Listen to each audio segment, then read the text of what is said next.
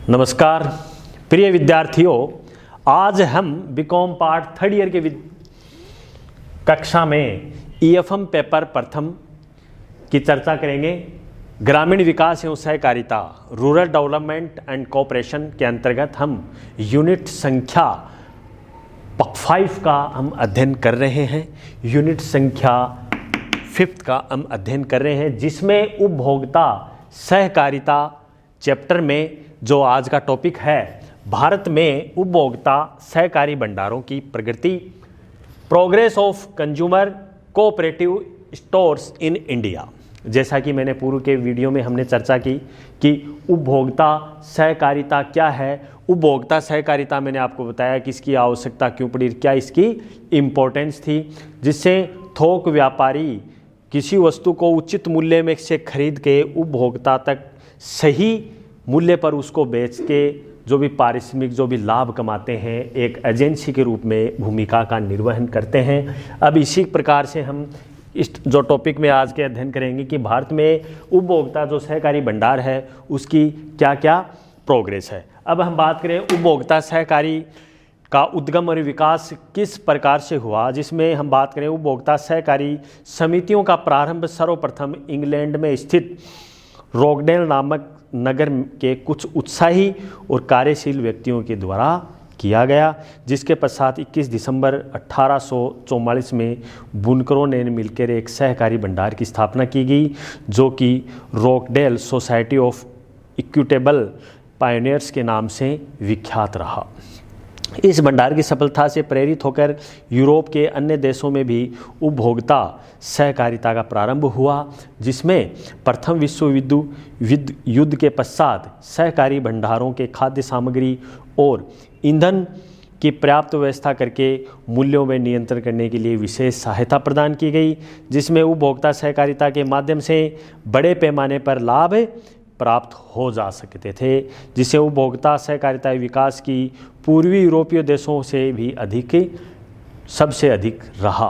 तो उपभोक्ता सहकारी भंडारों की सदस्यता की बात करें तो उपभोक्ता सहकारी भंडारों की सदस्यता खुली सदस्यता होती है, जो भारतवर्ष में कोई भी व्यक्ति 18 वर्ष की आयु प्राप्त कर चुका हो इसका सदस्य बन सकता है। यद्यपि इन सहकारी संस्थाओं में सदस्यता खुली व ऐच्छिक होती है, तो हर कोई व्यक्ति इसका सहकारी सदस्य बनने के लिए दावा नहीं कर सकता है।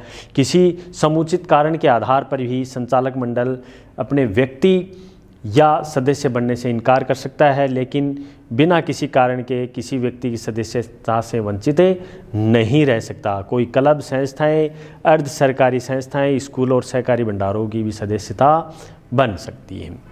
अब हम भारत में जो उपभोक्ता सहकारी भंडारों की प्रगति की बात करें तो प्रथम विश्व युद्ध के पूर्व इस आंदोलन के क्षेत्र में कोई विशेष प्रगति भी नहीं हुई है, क्योंकि उस समय तक उपभोग के क्षेत्र में गंभीरतापूर्ण ध्यान नहीं रखा गया। इस आंदोलन का विकास युद्ध काल के दौरान हुआ। युद्ध काल के बाद में इस आंदोलन की धीमी गति पड़ गई, तो इसका कारण वस्तुओं पर नियंत्रण हटा लेना था। धीरे धीरे इन भंडारों की संख्या कम होने लगी। इसी प्रकार कभी प्रगति तीव्र गति से धीमी गति से हुई। तो हम योजना काल में प्रगति की बात करें प्रथम पंचवर्षीय योजना में, तो योजना काल में प्रगति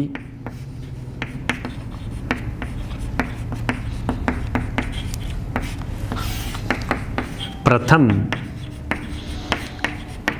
पंचवर्षीय योजना काल के प्रगति में हम प्रथम पंचवर्षीय योजना के अंतर्गत हम चर्चा करेंगे, जिसमें हमारी जो प्रथम पंचवर्षीय योजना 1951 से 52 के बीच में शुरू हुई।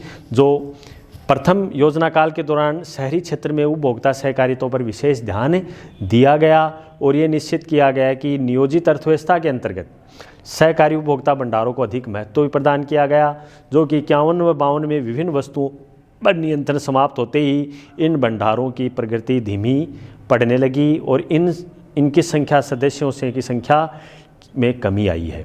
तो प्रथम पंचवर्षीय योजना के प्रारंभ काल में भंडारों की संख्या थी 9,757, जो घटकर 359 रह गई। इसकी सदस्य संख्या योजना काल में 18.46 लाख थी, जो घटकर 14.14 लाख हो गई। जो उपभोक्ता भंडारों की योजना की हम बात करें, जो 51-52 में 8,215.7 लाख रुपए का माल बेचा गया, जो 1955 व 56 से घटकर 1,448 लाख रुपए रह गया। तो इस प्रकार उपभोक्ता भंडारों की धीमी प्रगति के कारण लाभ घटकर लगभग योजना काल में 2.90 लाख रह गया। तो इस प्रकार से प्रथम पंचवर्षीय योजना में भी इनकी अहम भूमिका रही है और योजना काल के प्रारंभ में लगभग 80.9 लाख का क्या था, प्रॉफिट था। अब बात करें द्वितीय पंचवर्षीय योजना की, सेकंड 5 ईयर प्लान की। इस योजना के दौरान सहकारी उपभोक्ता भंडारों की धीमी गति से प्रगति के कारणों से जांच करके उनके विकास में आने वाली समस्याओं को दूर करने का प्रयास किया गया। जो 1958 में सरकार ने खाद्यान्नों के मूल्यों में वृद्धि हुई, चीनी की कमी को देखते हुए उचित मूल्य की दुकान से वस्तुओं के विक्रय का प्रावधान रखा और इस कार्य के लिए सहकारी उपभोक्ता भंडारों की सेवाएं ली गई, जिससे उपभोक्ता सहकारी भंडारों को प्रोत्साहन मिला। परिणाम स्वरूप बात यह हुई कि प्राथमिक उपभोक्ता भंडारों की स्थिति में सुधार हुआ और बिक्री भी बढ़ी और द्वितीय योजना के अंत में प्राथमिक भंडारों की संख्या 7,266 हो गई, जो सदस्य 13.95 लाख की गई। जो सहकारी उपभोक्ता भंडारों की संख्या 1961 और 62 में 3,539 लाख रुपए का माल विक्रय किया गया। तो इन्हें हम बात करें 59.63 लाख रुपए का इसमें लाभ हुआ है। तो इस प्रकार से हम ये कह सकते हैं कि द्वितीय पंचवर्षीय योजना के दौरान उपभोक्ता सहकारी भंडारों की स्थिति में काफ़ी सुधार हुआ है। तो योजना काल में राष्ट्रीय सहकारी विकास और भंडार गृह मंडल की भी एक समिति के आधार पर नियुक्ति की गई। तो इस प्रकार से हम आज के इस प्रथम पंचवर्षीय योजना और द्वितीय पंचवर्षीय योजना में रही। अब हम बात करें तृतीय पंचवर्षीय योजना की।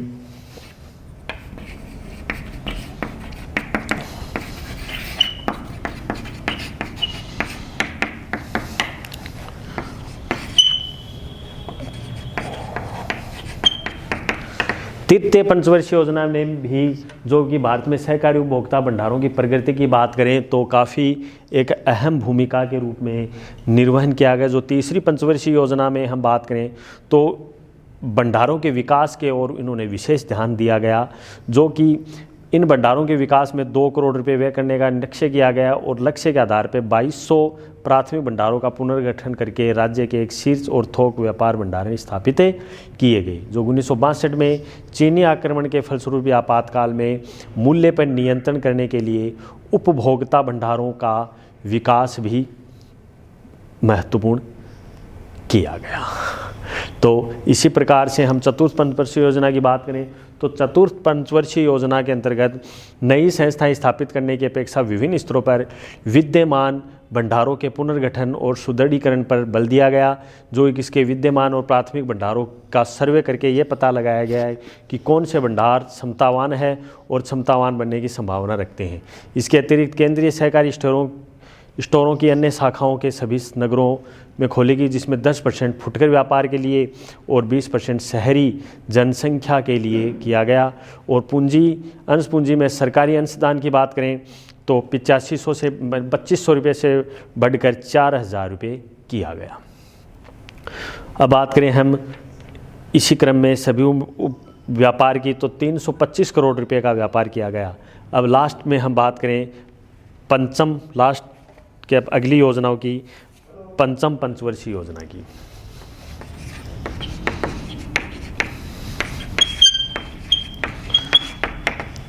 पंचम पंचवर्षीय योजनाओं में तो 5 ईयर प्लान के अंदर पंचम पंचवर्षीय योजनाओं में जो कि 50 बड़े व्यापार विभागीय भंडार और 150 छोटे विभागीय भंडार और 1300 फुटकर भंडार खोलने का लक्ष्य रखा गया।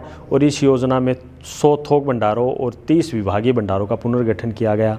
जो 5 वर्षीय योजना में लगभग विक्रय क्षमता को 600 करोड़ रुपए किए जाने का अनुमान भी किया गया।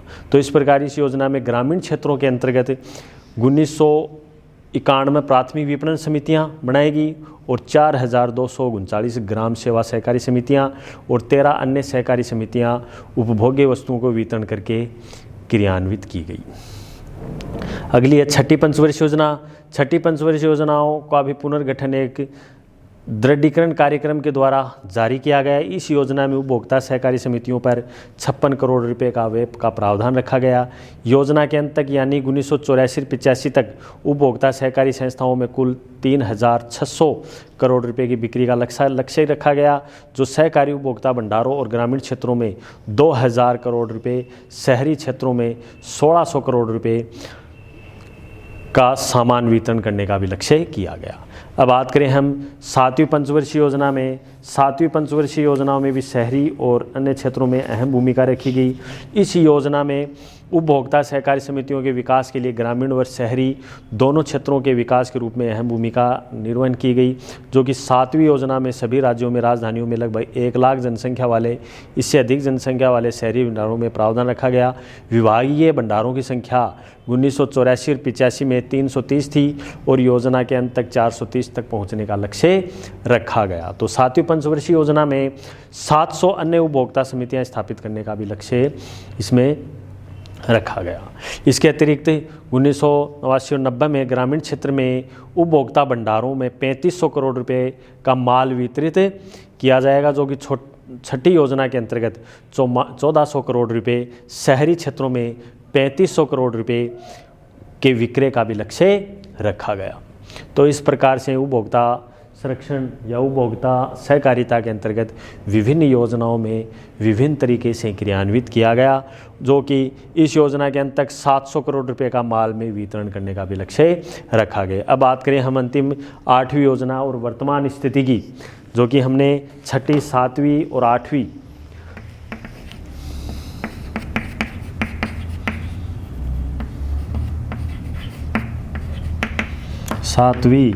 पंचवर्षीय योजना और 8वीं आ गई 8वीं व वर्तमान पंचवर्षीय योजना। 7वीं और 8वीं वर्तमान पंचवर्षीय योजना की हम बात करें तो इसमें मुख्यतया 1990 और 91 में प्राथमिक उपभोक्ता भंडारों की संख्या 22,689 थी, जो कि 91-92 बढ़कर 26,351 हो गई, जो कि सन 1992-93 में भंडारों की संख्या घटकर 23,528 रह गई और 1995-96 में बढ़कर 25,750 रह गई। तो इनकी सदस्यता अवधि 6,834 से बढ़कर 16,510 हो गई। तो 1993-94 में इनकी सदस्य संख्या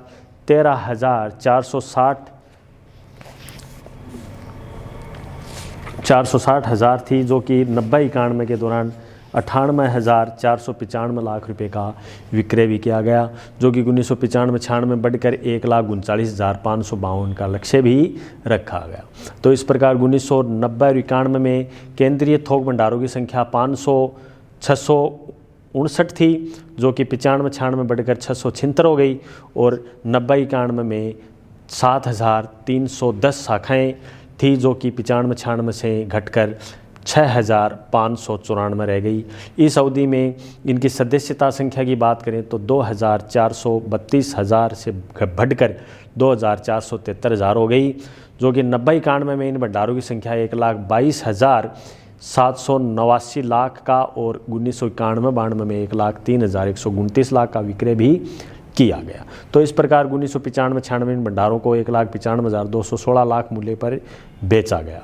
तो हम बात करें अंतिम रूप से कि मार्च 1996 में शीर्ष उपभोक्ता विपणन संख्याओं की संख्या 29 थी और इनकी 1200 शाखाएं थी, जो सदस्यता 15,500 थी और अंश पूंजी 8,099 लाख थी और इनकी कार्यशील पूंजी 21,730 लाख थी। शीर्ष संघों की बात करें तो 95-96 में 88,245 लाख का भी विक्रय का प्रावधान किया गया। इस प्रकार हम नेक्स्ट वीडियो में पढ़ेंगे सहकारी उपभोक्ता सहकारी इसकी प्रबंध व्यवस्था किस प्रकार से की जा सकती है, उसकी प्रबंध एवं संगठन संरचना कैसी है। तो नेक्स्ट वीडियो में हम चर्चा करेंगे सहकारी या उपभोक्ता सहकारिता की प्रबंध एवं संगठन व्यवस्था में। तो अगले वीडियो में आपसे मिलेंगे, तब तक के लिए बहुत ही बहुत धन्यवाद। Thank you very much.